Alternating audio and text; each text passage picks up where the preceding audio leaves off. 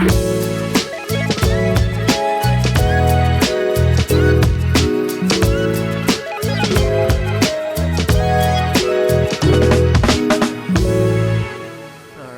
morning. You can go ahead and have a seat. Oh, you're already sitting. Nice. That's good. All right. Before we jump into the message today, we have a special thing that I want to do. I usually have some little weird thing before the message today, is to honor someone in the room. Mr. Steve Chenard, would you mind please making your way up to the front of the room? Steve does not love this sort of thing, so you got to make him feel a little bit comfortable here. Come on all the way up, I know. He's like, can I stop here? No, you cannot stop there.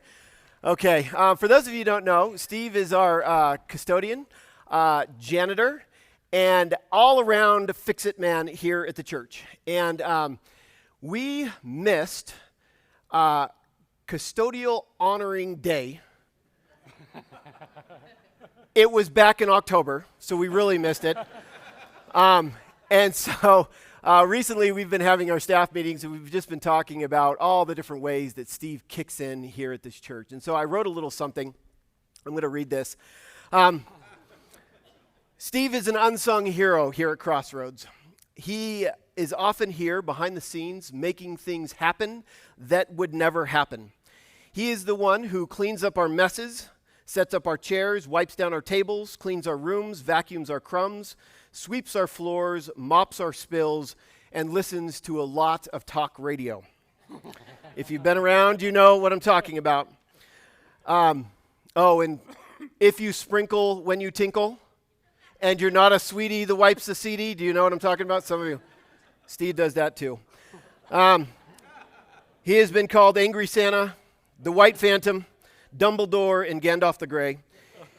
He knows this building better than the back of his own hand. There is nothing that he cannot fix and fix again and again and again until we have to beg him to please throw it away. Why, he asks, would I throw away a perfectly good table? It is literally broken in half, Steve. Well, why then, he asks, would I throw away a perfectly good half table? He can fix anything, sports the coolest beard in Montana, and takes excellent care of us here at Crossroads. And so, come on up, Kendra.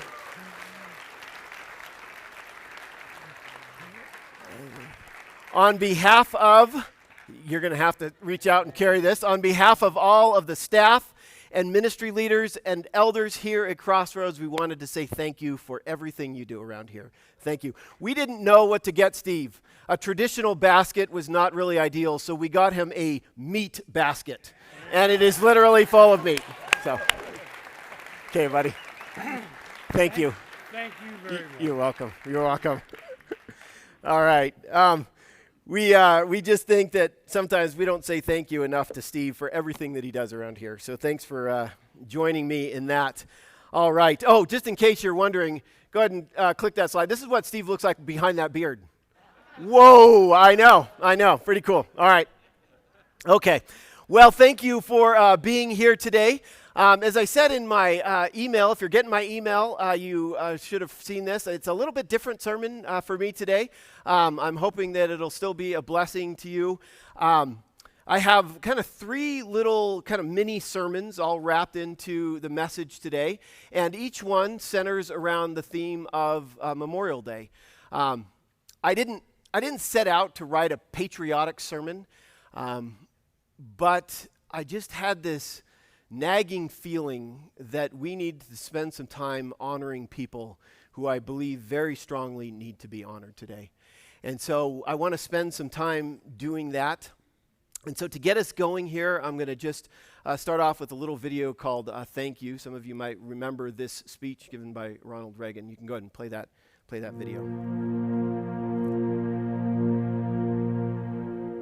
Sometime back, I received in the name of our country the bodies of 4 Marines who had died while on active duty. I said then that there is a special sadness that accompanies the death of a serviceman, for we're never quite good enough to them. Not really, we can't be, because what they gave us is beyond our powers to repay. And so when a serviceman dies, it's a tear in the fabric, a break in the hold. All we can do is remember. It is, in a way, an odd thing to honor those who died in defense of our country, in defense of us, in wars far away. The imagination plays a trick. We see these soldiers in our mind as old and wise. We see them as something like the founding fathers, grave and gray-haired. But most of them were boys when they died, and they gave up two lives, the one they were living and the one they would have lived. When they died, they gave up their chance to be husbands and fathers and grandfathers. They gave up their chance to be revered old men. They gave up everything for our country, for us. We owe them a debt we can never repay. All we can do is remember them and what they did and why they had to be brave for us.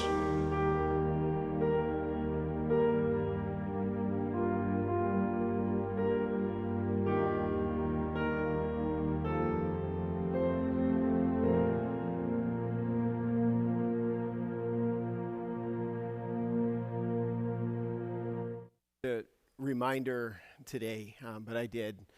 I was just in Washington, D.C. We visited, I don't know how many war memorials, and we looked at names of people who had fallen. And for some reason this year, and I'm 47 years old now, and so I've been through a lot of Memorial Days, but for some reason this year, this just really impacted me. And one of the things that caught my attention was the fact that I can fly through these days, through these Memorial Day weekends, and not actually remember. It's just such a stroke of irony to me that we set aside an entire day, an entire weekend to remember something that we just don't even bother to remember. I get into my barbecue mode, and I get into my friends, and I have the day off, and it's all exciting, and I go on great hikes, and I do different things, and I can go through the entire thing without actually remembering. I don't remember the sacrifice that was made for you and was made for me, the men and the women with names and with families and with stories and with people who love them, who gave up everything so that you and I could be here today.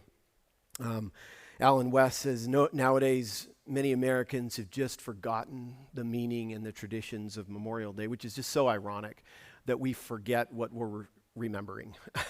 We forget what we're supposed to remember. So today we're going to spend some time remembering. I have three distinct stories that I want to share with you that come from our armed forces, and I'm going to attempt to draw a spiritual lesson from each one of them just to remind ourselves what today is all about. And so for the first story, we're going to go back to the very early days of our country. Does anybody know what was going on between the years of 1861 and 1865 in this country? The American Civil War, right? The American Civil War, most of you know that. This is the war that we fought over the expansion of slavery, of course. It was by far the deadliest war that Americans have ever fought, mainly because the soldiers on both sides who died in that war were all American. So every man who died was an American. 620,000 casualties during the American Civil War. And just to help you wrap your head around that, that was at the time, that was 11.1% of the entire population in the United States died in that Civil War. The war ended in 1865 and, of course, brought an end to the practice of slavery, at least on paper. It would be several years before slavery actually ended. And so when I was back in Washington, D.C. with Sam, we were able to go to the Gettysburg battlefield. Has anybody been to Gettysburg? Okay, good. I hope you have a chance to go there. You can go to that next slide. We visited this battlefield. The Battle of Gettysburg, of course, wasn't the end of the war. It was 1863, so it would be another couple of years before the Civil War ended. But it was a major turning point in the war. The Battle of Gettysburg was the bloodiest battle in the entire U.S. history. It was the bloodiest battle in entire U.S. history. The Union Army lost 23,000 men. This battle spanned 3 days.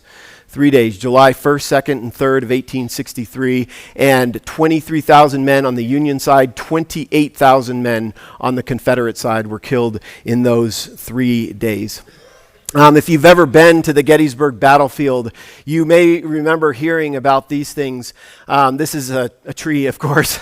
But scattered around the battlefield at Gettysburg are a bunch of, nobody knows exactly how many, a bunch of what are called witness trees. These were trees that were alive during the Battle of Gettysburg. So 159 years ago, these trees were alive, very young, during those 3 days when that battle was fought. And the witness trees are known because they bear the scars of the battle. So embedded into the trunks of witness trees, they will find musket balls. There is lead embedded into these, shrapnel from the battle is embedded into these trees. It's estimated that about 7 million bullets and artillery shells were fired during that battle. You can imagine the damage, one of those balls, and they're quite large, some of those balls, and you imagine what they would do to a tree and to a man. And so 51,000 Americans fell on that field, and it's an amazing thing to me to kind of think about those trees being witness to what happened 160 years ago over those 3 days, to be on that battlefield and to watch. A tree can't watch, but we put on our imagination for a second to watch 51,000 Americans fall on that field. If those trees could speak, right? Even though they can't, in a lot of ways they bear witness through the musket balls and through the lead that is embedded in their trunks. And as I was there and I was walking around and we saw a couple of these witness trees, I had a passage come to mind from the book of Deuteronomy. And you don't have to turn there. I just want you to listen to this passage. Deuteronomy Chapter 6, verse 10 says, "And when the Lord your God brings you into the land that he swore to your fathers, to Abraham, to Isaac, and to Jacob to give to you, with great and good cities that you did not build, and houses full of all good things that you did not fill, and cisterns that you did not dig, and vineyards and olive trees that you did not plant. And when you eat and are full." How many have eaten and are full this morning? "When you eat and are full, then take care lest you forget the Lord who brought you out of the land of Egypt and out of the house of slavery." The scriptures over and over in so many different ways, in so many different places, call us to be witnesses to what we have seen. But how easy is it for us to forget? We forget to honor those who have lost their lives securing our freedom, but even more importantly than that, something that I want to make sure that we hear today is that we forget to honor the Lord for giving us what we do not deserve. For giving us what we do not deserve. Throughout the Bible, several hundred times, God tells us to remember over and over. When God refers to himself in the Old Testament, he doesn't just say, "Oh, this is God speaking to you." No, he says, "This is your God who led you out of the land of Egypt." It's like a reminder to a forgetful people. Every time he identifies himself, he reminds us of what he's done for us. And if you know the story of the nation of Israel, you know how easy it is for Israel to forget over and over. You just take one little quick story. Take the story of the Exodus. It's not a quick story, but you just take that one story of Exodus. A new king in Egypt, Pharaoh, he takes the Israelites. They're under captivity. They're enslaved to Pharaoh. And God says, I'm going to set about a plan to set my people free from him. And so he sends the 10 plagues on Egypt. You remember that? And the 10 plagues, imagine being there to witness those 10 plagues. The 10 plagues fall on Egypt, and eventually Pharaoh has enough. He says, okay, go. And the Israelites leave, and they leave, and under pillars of cloud and under pillars of fire, they witness this miracle of God leading them out of the land of Egypt. And then they come to the Red Sea, and just at that time, we know that Pharaoh had sent his army, changed his mind. No way, you guys aren't going to go. He sends the army after him. The army's behind him. They're catching up. The Red Sea is in front of them. And remember that miracle. God just parts the Red Sea, and they walk through on dry land, and then God closes closes the sea, and the Egyptian army is completely annihilated. God has led his people out of Egypt. He gives them manna from heaven. He gives them water from a rock, and the people look at him and they say, all the Lord has spoken, we will do. Everything God has said, we will be obedient. You think about being there for all those jaw-dropping miracles, right? Then 40 days later, Exodus chapter 32, verse 1, when the people saw that Moses was so long in coming down from the mountain, they gathered around Aaron and said, come, make us gods that will go before us. As for this fellow Moses who brought us up out of Egypt, we don't know what's happened to him. And you see how quickly it happens. And the golden calf is created and worshiped, and Yahweh is forgotten.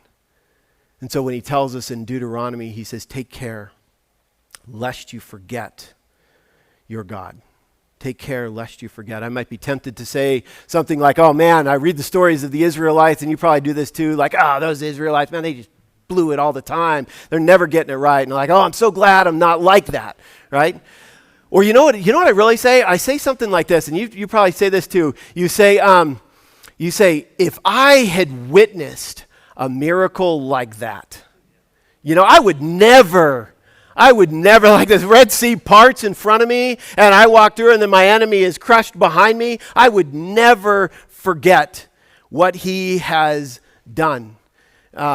If I was like a witness tree at Gettysburg, I would never forget the sacrifice that was made for me on that battlefield on that day. Deuteronomy says, take care for a good reason. Take care lest you forget the Lord, because he knows how easy it is for us to forget. He knows how easy it is. If you're filling in your outline today, the first fill-in is from Psalm 103, verse 2. Bless the Lord, O my soul, and forget not his benefits. I just want to encourage you today to remember the goodness of God. This is Memorial Day weekend, and I hope we don't go through the whole thing without ever thinking back a little bit to remember of the goodness of God. This can be hard when you are comfortable, to remember the goodness of God. That's why some scholars say that the next great revival, the next great awakening won't happen until the next great persecution happens. It can be hard in our comfort to remember the goodness of God, but it can also be hard in our trial, in our suffering, to remember the goodness of God when struggle enters the building. You think about Carol and I. When Carol and I are butting heads or we're annoyed with each other for some reason over some little thing, I'll tell you what I forget. I forget the miracle of falling in love with that woman. You know that feeling? You remember that feeling back from when you were first married and how easy it is to forget that. I forget how amazing it was that she, out of all the other guys who were her suitors, that she would choose me. I forget the joy and the excitement of our wedding day. I forget that. When Sam is misbehaving or she is annoying me in some way, I forget the miracle of her birth. I forget the miracle of her biological mother choosing Carol and I to be her parents. I forget about that. It's easy in the hardship and in the trial and the suffering and the pain. It's easy in the comfort. It is easy all the time to forget the goodness of God. What happens is when we forget, we lose the continuity of the record of God's faithfulness to us. We forget about that. If you've been walking with Christ for a while, you have moments in your life, and I don't care how much of a struggle your life has been, you have moments in your life when God showed up. You know you do. We need to reach back to those moments.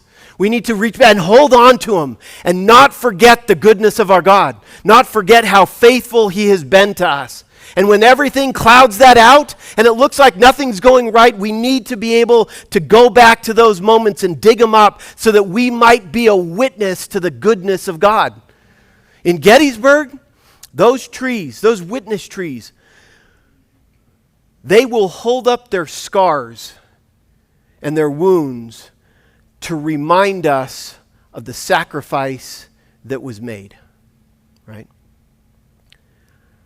I know of another tree that will hold up its scars and its wounds to remind us of the sacrifice that was made. There is a reason that we put the cross front and center in this room. So that when you lift your eyes up to the stage, and I don't know how often you do it because it becomes like white noise like so many other things, but every once in a while you should look up at that cross and you should remember the sacrifice that was made on your behalf. Not just so that you can live in an amazing country, but that you can live in spiritual freedom. That's what the cross of Jesus Christ is for us. We have that cross front and center so we do not forget. Bless the Lord, O my soul, and forget not all his benefits. You are a witness to the goodness of God. And listen, there's a reason for remembering the goodness of God that goes beyond just blessing you and being a spiritual edification to you. There's something more to it than that. And for that, I'm going to go to the second story. This comes to us from World War II. It's the story of the USS Indianapolis. I don't know if you know the story of this ship. How many people know the story of the USS Indianapolis? Okay, good. There's some of you who know this. This is an incredible story. This is a book about that story called Indianapolis. Lynn Vincent and Sarah Vladeck. It's a pretty famous story from 1945, right before Hiroshima and Nagasaki, right before the atomic bombs were dropped on Japan to end the war. This ship actually was bringing a part of the atomic bomb to the Pacific Islands to be assembled there to be dropped. And on its return back to the United States, it was torpedoed. 2 Japanese torpedoes sunk the USS Indianapolis. The ship sinks in about 15 minutes from start to finish. And so there are 1,200 men aboard the USS Indianapolis when it sinks, and 300 of them go down with the ship. There are 900 men who make it into the water alive from the USS Indianapolis. And what transpires over the next 4 days and 5 nights is one of the most gut-wrenching and inspiring stories I've ever read in my life. If you've ever read, or if you've never read this, I'd encourage you to pick this book up and see what it's all about. The 900 men in the water, they struggle to hold on for dear life. They are drowning, they're fighting injuries, sharks come, they fight dehydration, they start to go insane. They're in the water for 4 days and 5 nights. Only 316 of the 900 men will survive. As I was reading this book, there was one image in the middle of the book that really just stood out to me. It's just such this powerful image. And I wanted to share that with you. This little story happens on the 5th night in the water. So they've been found. There's one of those big Dumbo planes, they call them. They come and land in the water. There's one plane that's landed, and some men have gotten out of the water onto the ship. But there are men. There's not nearly enough room to pick up all the men who are still in the water. And so ships and planes from all over the place are converging to rescue our men in the water.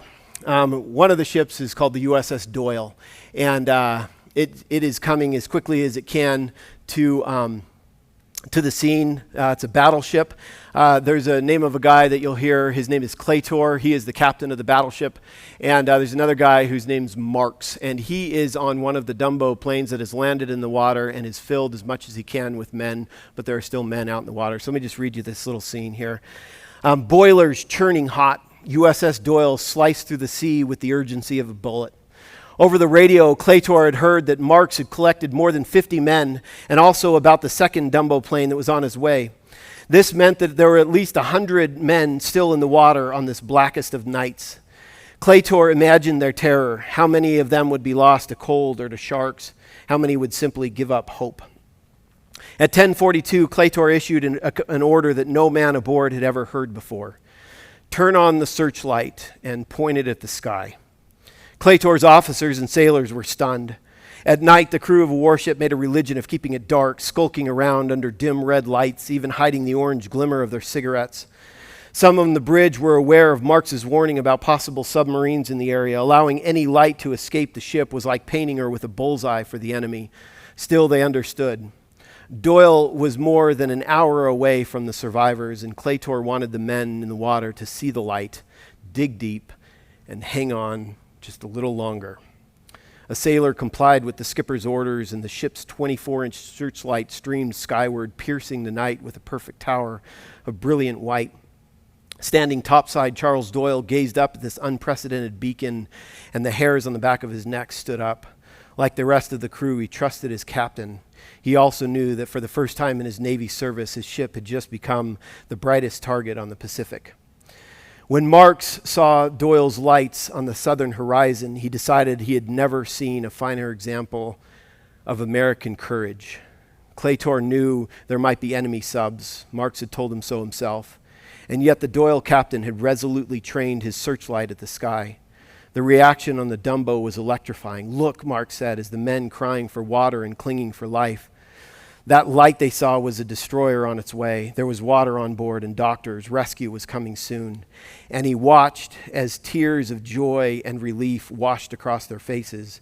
They settled back against the bulkheads and gazed upon that lovely light, now certain of their salvation. Doyle's light had a similar effect on the men still in the water. LeBeau and Hirschberger's group had dwindled from 130 to 35, and they almost given up hope. But when Hirschberger saw the luminous tower, he realized for the first time he was going to make it. When he saw Doyle's beacon, it was as though a light had switched on in heaven. Around him, fresh fire surged in the men, a sudden burning will to live. See, when we remember the goodness of our God, it's like we become a beacon of hope to people who are drowning. When we remember what God has done for us, and people are drowning in sorrow and pain and despair, they can see the hope that we have, and I believe it encourages them to hang on just a little bit longer.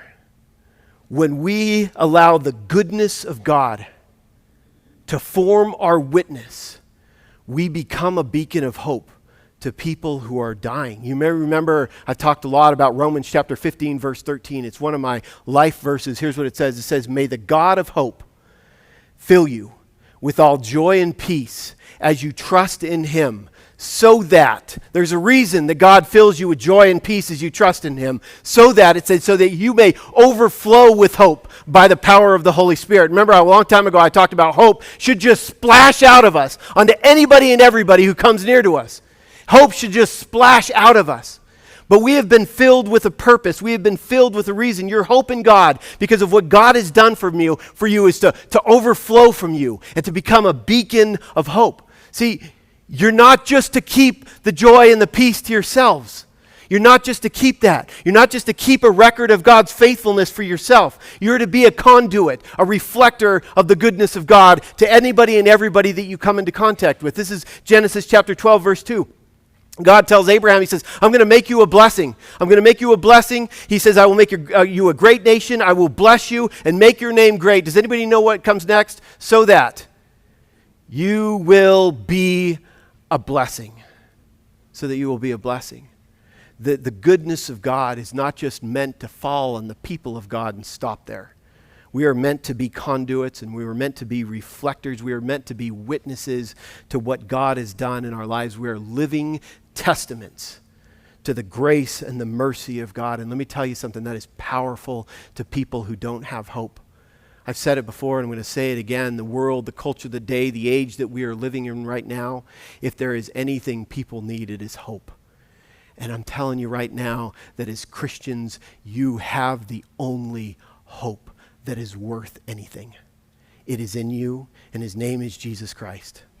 You can share that hope, and you can be a beacon of hope. Can I just remind you one more time, and we'll wrap it up. Bless the Lord, O my soul, and forget not all of his benefits. The final story is one that I hope will kind of help us all remember and honor. I've been getting to know a guy here at the church named Jim Howie. Is Jim here today? I don't see him back there. He usually sits right back there. He'll be there during the second service. His name's Jim Howie. He's a Vietnam vet. He and I have just been hanging out and kind of getting to know each other. He's getting me into hunting and guns, and he's an amazing gun guy. Anyway, Jim was a chopper pilot in Vietnam. He was there when he was 19 years old, and he was shot down 3 times during his time in Vietnam and survived all 3 times, and he talks a little bit about that. I had a chance. I thought, well, what if I just stopped and interviewed Jim and gave him the floor for a minute and just said, hey, what does Memorial Day mean to you as a vet? And so we were able to record this little video, and so I'll let you go ahead and watch that.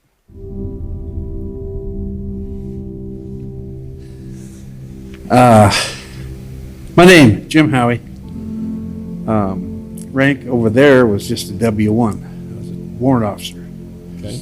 So how long were you there? Did you do more than one tour? No, I was there about almost 14 months. 14 months. I was saving up money for a nice vehicle when I got home. Okay. Okay. Wrote my dad that, and he says, heck with that vehicle, get yourself back here. And I was just about there anyway. Yeah. So, I believe that was the 1st Infantry Division. I wasn't there too long, but we did some stuff. And then I went down to the 120th Aviation Attack Company. And then there for 4 or 5 months.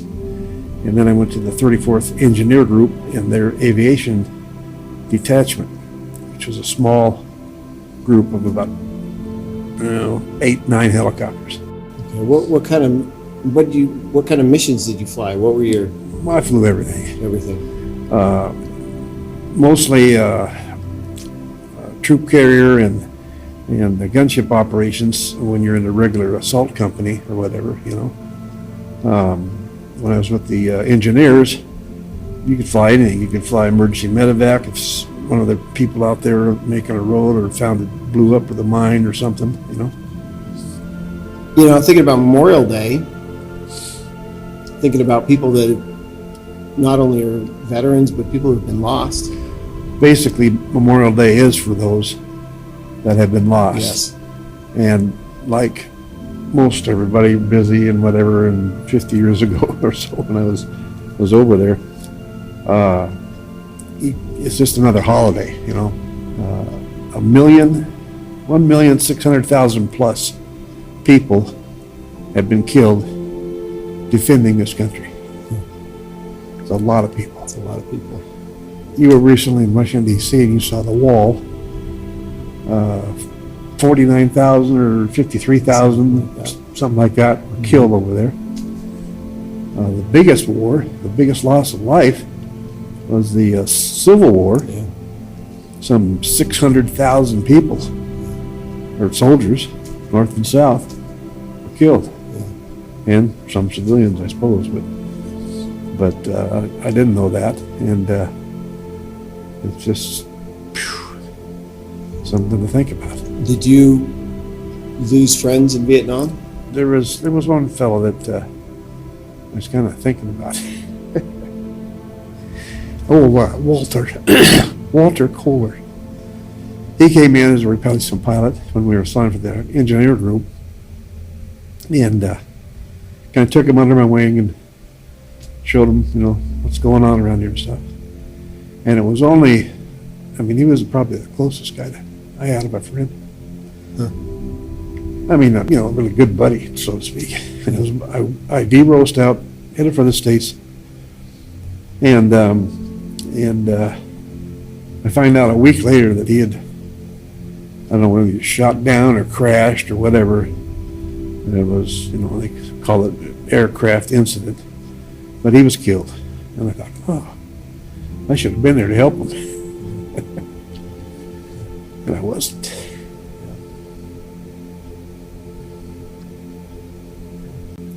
If there was something that you, thinking about your experience in Vietnam, that you would hope that people would remember? Some people say, well, happy Memorial Day. That's not what you should say. It's supposed to be a mournful day for those soldiers that have lost their life.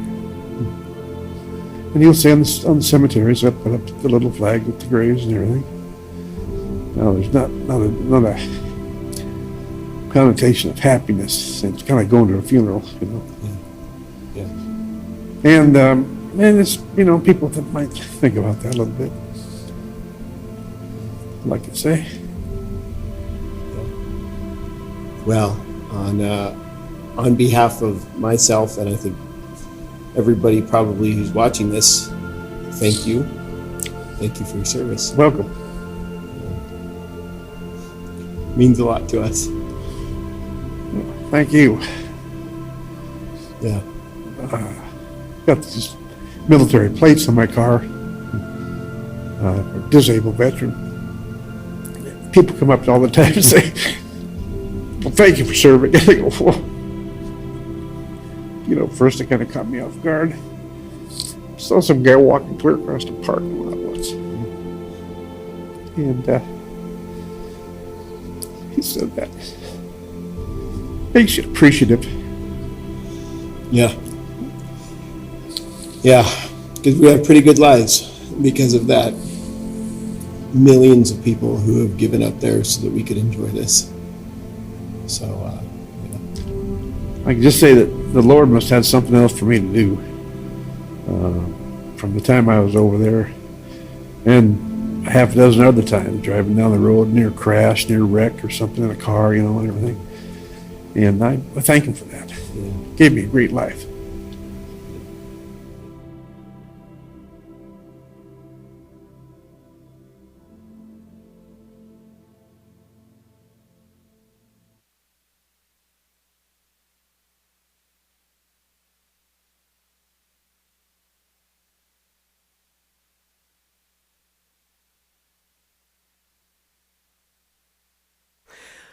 Lucy Maud Montgomery said, "Nothing is ever really lost to us as long as we remember it." Bless the Lord, O my soul, and forget not all of His benefits. God has given us a land that we did not have to bleed for. God has given us rivers that we did not start and mountains that we did not build. He has given us freedom that we did not have to die for, but some did. Some died so that we could have this. I just want to encourage you today to spend some time remembering those who have given up everything so that you and I could have freedom. A.J. Swoboda says, remembering is a godly act. Time and again, retrieving the truth of God in the present. The church is one that so easily forgets it. God's people are indeed saved from their sins, but apparently not from a bad memory.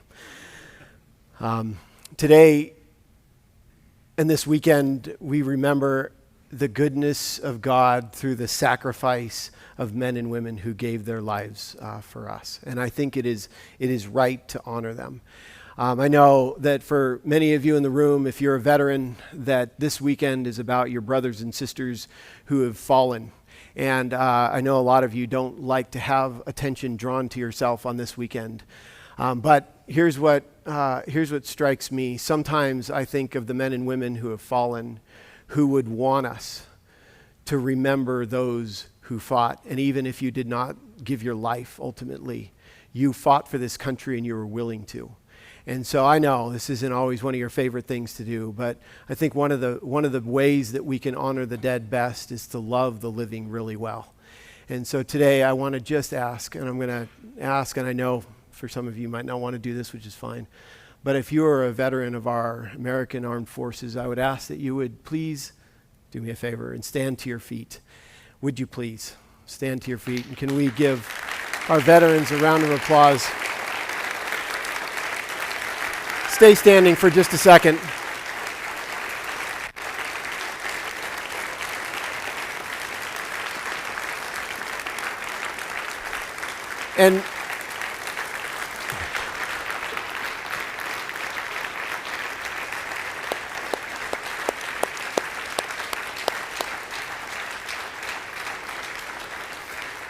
And along with you, hold on, I'm gonna have a couple more people stand. Along with you, if you lost someone in a war, maybe as recently as Desert Storm and the things we did in the Middle East, if you lost a family member or a parent or any friend, would you mind standing to your feet as well?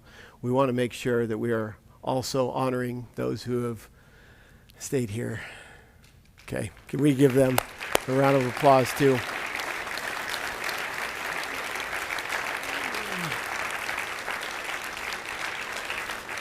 I don't know what conflicts that you fought in, you men who are standing, women who are standing. I don't know what conflicts you fought in, but odds are you are one of the people who lost somebody who had friends who perished, who died, so that we could have this freedom.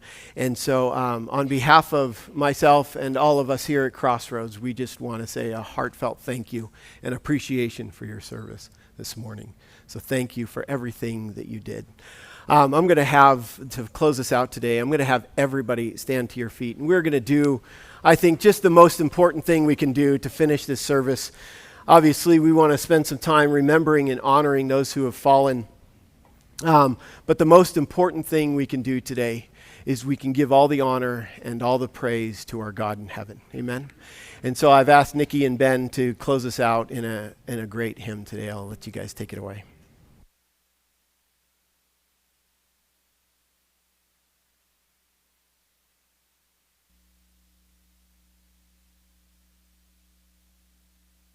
In awesome wonder, consider all the worlds thy hands have made. I see the stars, I hear the rolling thunder, thy power throughout the universe displayed. Then sings my soul, my Savior God, to thee.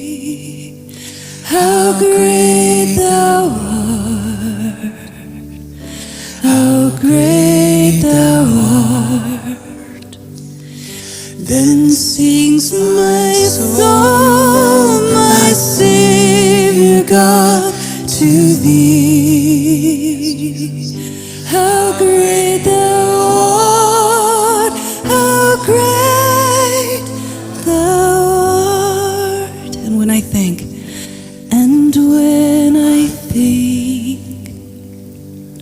that God his Son not sparing sent him to die, I scarce can take it in, that on the cross my burdens gladly bearing, he bled and died to take away my sin. Then sings my soul, my Savior God, to thee. How great thou art, how great thou art. Then sings my soul, my Savior God, to thee. How great thou art, how great thou art. When Christ shall come with shout of acclamation and take me home, what joy shall fill my heart. Then I shall bow in humble adoration and there proclaim, my God, how great thou art. Then sings my soul, my Savior God, to thee. How great thou art, how great thou art. Then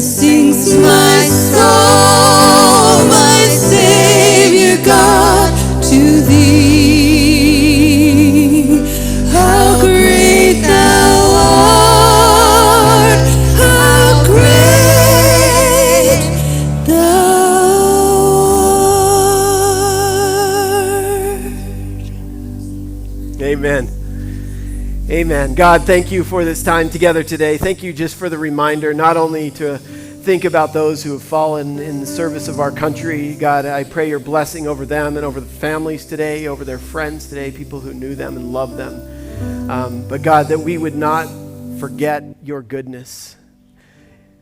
You have blessed us tremendously by allowing us to be in this country, by allowing us to live in freedom and to be able to love each other. How great thou art. You are so good to us, God. So today, as we go through the day, I pray that we could, yes, remember the fallen, but also enjoy time with each other and to just be blessed by being around each other and to share laughter and moments and memories and even tears. It is in your holy name that we pray this today. Amen. Amen. Well, thank you for being here with us today. Thank you for humoring me on a special Memorial Day message. I hope you have a weekend that is blessed by the Lord. If you need prayer, please come on up and let us pray with you.